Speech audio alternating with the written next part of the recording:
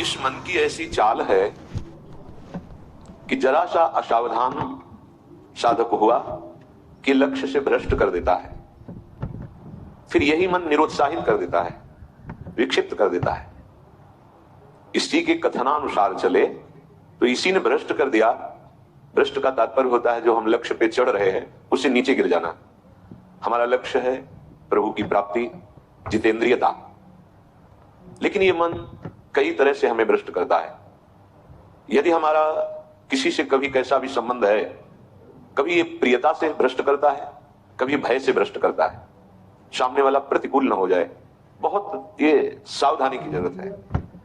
ये कभी भय करके कभी प्रियता दिखा करके प्रियालाल से विमुख मार्ग का अनुसरण करता है, फिर ये इतना जलाता है, इसी ने भ्रष्ट किया, इसी ने मार्ग से गिराया, और यही इतना जलाता है कि फिर निरुत्साहित कर देता है, भगवत मार्ग में चलने लायक नहीं रखता है।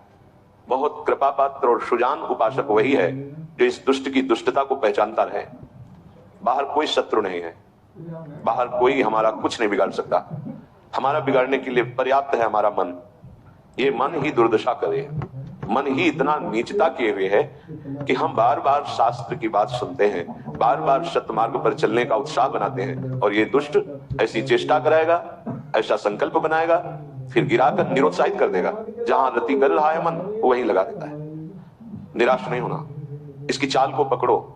ये दो प्रकार से फंसाता है, प्रियता और भय से। बहुत मनन की हुई बात है। भयभीत तो होना मत, क्योंकि निश्चय कर लो कि मरना है, इससे ज्यादा भय क्या दे सकता है। हमारी इज्जत श्यामा श्याम है, इससे भी भयभीत मत हो। अगर गलती हो रही है सुधार करो, गलती हो गई है प्रभु हम तो हम सर्व पापेभ्यो मोक्षयिष्यामि मा शुचा। आपको कमजोर होने की जरूरत नहीं है। बहुत ध्यान से सुनना, आपको कमजोर होने की जरूरत नहीं है।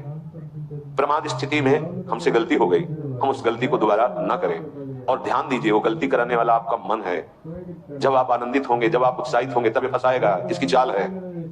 इसीलिए उदासीन अति रही गोसाई, जो उदासीन रहता है उसकी नजर अपने मन पे रहती है, और जरा सी भी उन्मत्तता आई कि फिर मन जो है वो ऐसी जगह फंसाता है। इसलिए बचो, इस दुष्ट की चाल बहुत विचित्र है, और जहां ये पवित्र हो जाता है तो यही भगवत स्वरूप हो जाता है। इसके लिए निश्चय करना पड़ेगा, प्राण चाहे चले जाएं, अब हम न प्रियतावश न भयवश गलत नहीं करेंगे। इसे पकड़ो। श्रीपाद प्रबोधानंद जी कह रहे हैं, श्री राधिके त्वं यदि न प्रसीदे सीदे मद्राप्य मुदि विजब्धि तदेश वृंदावन गात्मलोकः कृपा कटाक्षेण सदेक्षणीय। यदि हम किशोरी जी को प्रसन्न नहीं कर पाए तो हम भारी कष्ट सहते हुए यहाँ शरीर छोड़ देंगे। श्रीपाद कह रहे, देखो भगवत प्राप्ति करनी है तो बात समझना होगा। हम ये अंदर की बात कह रहे हैं, बहुत अंदर की पढ़ी हुई बात कर रहे हैं, यहाँ के रजिस्टर की पढ़ी हुई बात कर रहे हैं। ये बहुत दुष्ट मन है, बहुत दुष्ट। पूरे जीवन इस पर विश्वास न करें। यहाँ की पढ़ी बात कह रहे हैं, हृदय की बात को कह रहे हैं, खूब सूक्ष्मता से चिंतन की हुई बात कर रहे हैं। भक्ति के आनंद का जहां उल्लास प्रकट होता है वहीं खसक जाता है, बचा के निकलता है, और प्रियता या भय दिखा करके फंसा देता है। मत भयभीत होना, इससे बिगाड़ तुझे जो कुछ बिगाड़ना है। जो कुछ अब हो, अब गलत नहीं करेंगे, भयभीत मत होना। और प्रियता तो है ही नहीं, कौन प्यार करता है? प्रियता तो है ही नहीं। ये केवल प्रियता का भाव दिखाकर हमें परम प्रिया से विलग करना चाहता है। इतने बड़े महापुरुष जो ब्रह्मबोध संपन्न है, बहुत बड़ी स्थिति होती है ब्रह्मबोध, कोई साधारण बात नहीं है। वो जब इस प्रेम रस मार्ग का रसास्वादन वृंदावन रस का हुआ तो उनको थोड़ी जरूरत रह गई अब प्रेम की। ये हमारे लिए श्लोक लिखा हुआ है। महापुरुष जन जो अपने अनुभव वर्णन करते हैं वो हमारे लिए वर्णन करते हैं। कह रहे श्री राधिके त्वं यदि न प्रसीदे, यदि मैं आपको प्रसन्न नहीं कर पाया इस जीवन में, तो कह रहे हैं आप बहुत कष्ट सहते हुए पीड़ित चित्त के द्वारा मैं अपना देहावसान कर दूंगा, देह छोड़ दूंगा, पर आपसे विपरीत आचरण नहीं करूंगा। बस यहाँ रुकना होगा, यहाँ पकड़ो, यहाँ बैठा लो हृदय में बात। इतना बहिर्मुख हो चुका है उपासक कि वो पकड़ ही नहीं पाता है अपने अंदर की कमी को। वो अंदर ही अंदर वो खोखला करके, निराश करके बस केवल जीने में लगा देता है। खाया पिया सोया खेला कूदा, समय कट रहा है, बढ़िया है। नहीं भाई, ये बहुत दुष्ट है मन। बार बार इसलिए कह रहे इस पर कभी विश्वास न करो। जब तक शरीर का होश है तब तक सबसे बड़ा दुश्मन हमारा मन है। दूसरा कोई दुश्मन नहीं। इस दुश्मन को देखते रहिए, ये 5 ज्ञानेंद्रियों को साथ लेकर हर समय हमारे पतन का प्लान करता रहता है, पतन का संकल्प बनाता रहता है। ये बहुत नीच उतर गया है। इसे उच्च चढ़ाने के लिए जो नाम, जो मंत्र, जो आश्रय है, उसको इस कोट से लेना होगा कि यदि आप प्रसन्न नहीं हुई लाडली जी, तो भयानक पीड़ा और कष्ट सहते हुए जानबूझकर हम अपना शरीर यहां छोड़ देंगे आपके धाम में, पर आपके विपरीत आचरण नहीं करेंगे। प्रतिकूल वर्जन। श्री वृंदावन में हमें आपका कृपा कटाक्ष चाहिए, आपका साक्षात्कार चाहिए, आपकी प्रसन्नता चाहिए, नहीं तो अपने जीवन को कष्टमय रखते हुए यहां प्राण त्याग देंगे। भाव समझो, जब इतना दृढ़ निश्चय हो जाएगा तो कोई हमें परास्त कर ही नहीं सकता। ये हमारा मन ही हमको परास्त करता है। एक बार नहीं, लाखों बार इसको देखा है। जहां भक्ति का आनंद उल्लसित हुआ, ताई निकल पड़ा, क्योंकि देख रहा है असावधान है, इस समय ये आनंदित है, असावधान है, और वो कहीं प्रियता या भय दिखाकर फंसा देता है। अब वो जो आनंद था वो गुप्त हो जाता है। जो एक उल्लास बड़ा था, फिर वो निराशा, फिर हताश। अच्छा उपासक है तो उसको लगने लगता है क्या करूं, जीवन नष्ट कर दूं, ऐसा लगने लगता है, क्योंकि वो लक्ष्य की तरफ बढ़ना चाहता है और मन उसको फुसला करके बाहर से गिरा देता है कि वो निराश होकर देता है। अब क्या करूं, अब कहां जाऊं? पहली बात, निराश नहीं होना है।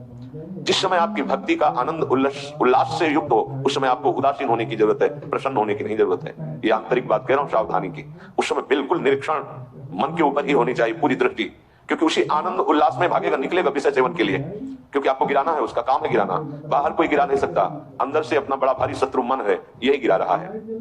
उदासीनता जिस साधक के जीवन में नहीं, वो आगे नहीं बढ़ पाता है।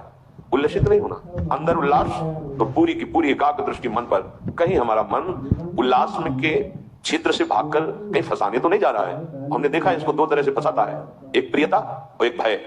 भय मान सम्मान, यश कीर्ति, लोक लज्जा, इसका, और प्रियता हमें बहुत प्यार करता है। 2 स्थिति में मन भागता है और साधक को गिरा देता है। तो साधक का निश्चय होना चाहिए कि अब या तो प्रियाजू की मुस्कान, नहीं तो प्राणों का समर्पण। अब सौदेबाजी मन से नहीं होगी। अब हम जलने के लिए तैयार हैं, अब हम सौदेबाजी नहीं करेंगे कि मन प्रसन्न हो जाए तो भजन में सहयोग करेगा। ये नीच कभी नहीं करेगा सहयोग, इसको तो जलना ही होगा, बिना जलाए आगे नहीं बढ़ सकते। महापुरुषों ने कहा है कि यदि आप अपना जीवन प्रभु के चरणों में न्यौछावर करने के लिए तैयारी कर ली है, जैसा श्रीपाद कह, ये न्यौछावर है, या तो प्राण समर्पित कष्टपूर्वक हम शरीर, या फिर आप मुस्कुराओ, बीच में हम स्वीकार नहीं करेंगे इस मन की मनमानी आचरण। बहुत निकृष्ट है, बहुत रुलाया है, बहुत परास्त करता है, पूरा जीवन हो गया है इसको लगाते ही लगाते, तो इसको पढ़ पाए हैं कि हाँ है क्या चीज। बहुत नीच प्रवृत्ति है इसकी। एक क्षण तो वैराग्य की स्थिति में, एक क्षण में आपको लगेगा भगवत प्राप्ति की स्थिति, और एक क्षण में इतनी गंदी स्थिति पैदा कर देगा कि लगेगा अभी तक जीवन में कुछ हाथ ही नहीं आया। साधक की धज्जियां उड़ाता रहता है मन। और गुरु कृपा पात्र जो चाल इसकी समझ गया, हर चाल पे वही लगाम खींच दी, बच गया। नहीं, बहुत नीच प्रवृत्ति का है ये। अगर इसको समझ पाओगे तो आगे बढ़ पाओगे, नहीं तो निराशा पैदा करके भगवान से विमुख कर देता है। लाखों चलने वालों में कितनों को गिरा दिया, आगे बढ़ने लायक नहीं रखा। इसी मन का खेल है। तुम अपना जीवन प्रभु के चरणों में न्यौछावर कर दिए, अब उनकी कृपा की बाट जोहते हुए मस्त रहो। और ये मस्ती मन के निरीक्षण से युक्त बनी रहनी चाहिए।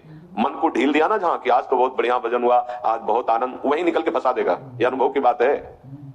आनंद की उमगन में इसके निकलने के चांस होते हैं। वो उसी, जब साधक आनंद उमगन में होता है तब वो निकल कर किसी विषय में उसे बांध देता और उस आनंद को खा गया।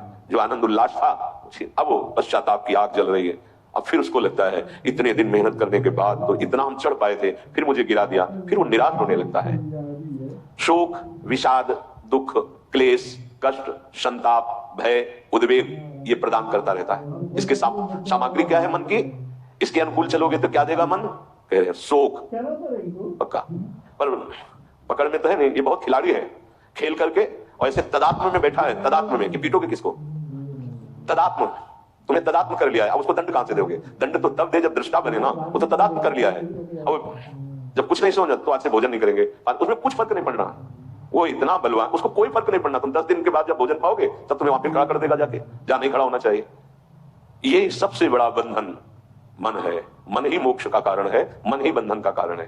ध्यान दीजिए, जब आपने अपना जीवन प्रभु को समर्पित कर दिया, भगवत प्राप्ति का निश्चय कर लिया, तो अब तुम्हें मन से सावधान रहना है। और किसी से कोई दुश्मन नहीं है। कोई हमें भ्रष्ट नहीं कर सकता त्रिभुवन में। कोई हमारा किसी भी तरह से आनंद का नाश नहीं कर सकता।